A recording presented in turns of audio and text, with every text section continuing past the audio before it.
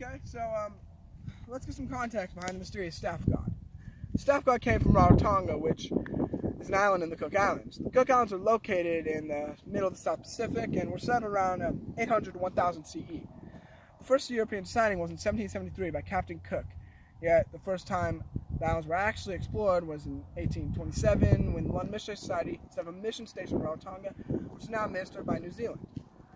Okay, enough with the boring bits. Let's get into the object itself. Cook Islanders represent their deities with wooden images in human form and soft slab carvings and staffs such as this, called godsticks.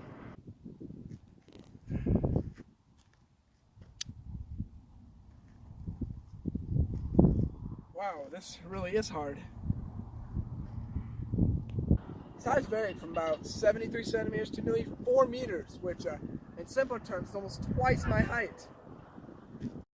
Some missionaries they removed and destroyed phalluses from carvings for their, let's say, unholy displays. Well, phalluses are how do I put this? Phalluses are erect male reproductive organs. Thank you.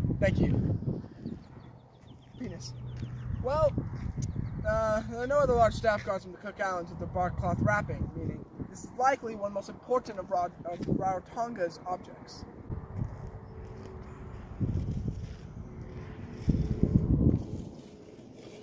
There we go.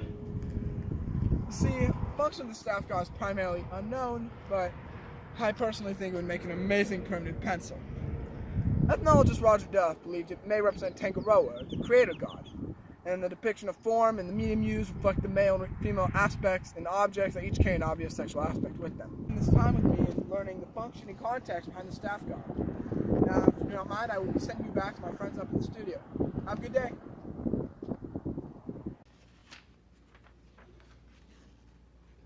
Hey, the length of those staff god can go up to 4 meters, so what are exactly on those huge sticks? The whole stick includes Tangaroa head, spine, and body. The elongated body is topped by a carved head which makes up about 1/3 of wood carving with smooth, stylized large eyes, pointed chin, and closed mouth.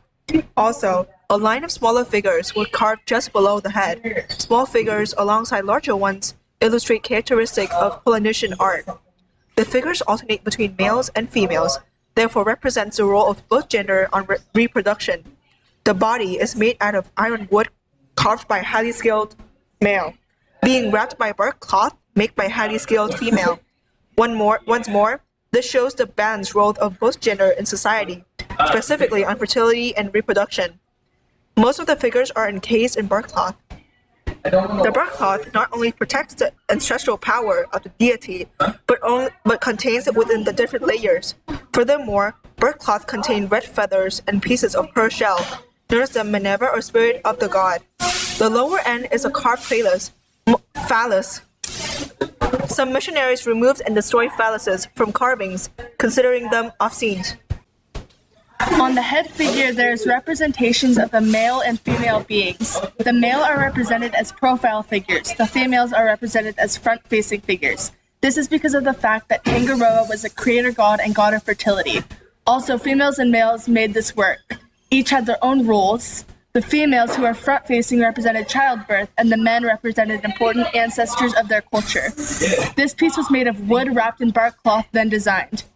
They wrapped the wood in bark cloth to protect their sacred force, mana, and believed if it was unraveled that it could no longer be sacred, as then the deity would leave. In this sort, the staff god was a type of reliquary.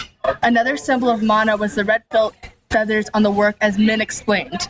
They also wrapped it because they believed it would clothe the deity. The phallus on the bottom represented the fact that Tangaroa was the symbol of creation, thus sexual reproduction.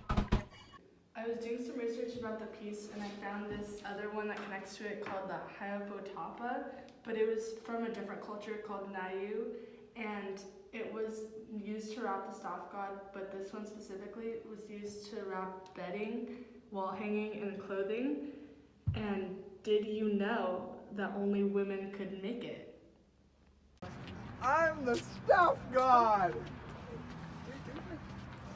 Whee!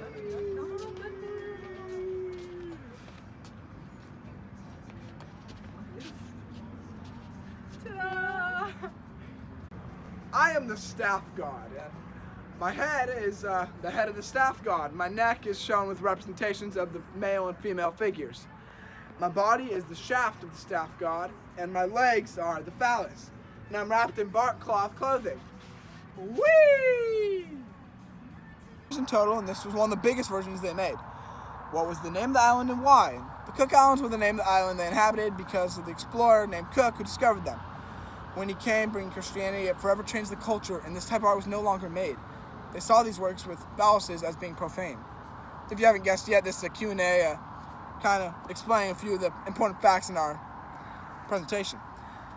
So, who administers the Cook Islands currently? That's New Zealand. They currently administer the Cook Islands. And what was the force held within the wrapping? Where else was this force portrayed? The force of mana was exhibited in the red feathers and shell detailing, and they also held this inside the wrappings. Hi, I'm Aria, I'm Ian. I'm Mindy. and thank you for watching our project. It was on the staff god, and we hope you enjoyed. Bye. Bye.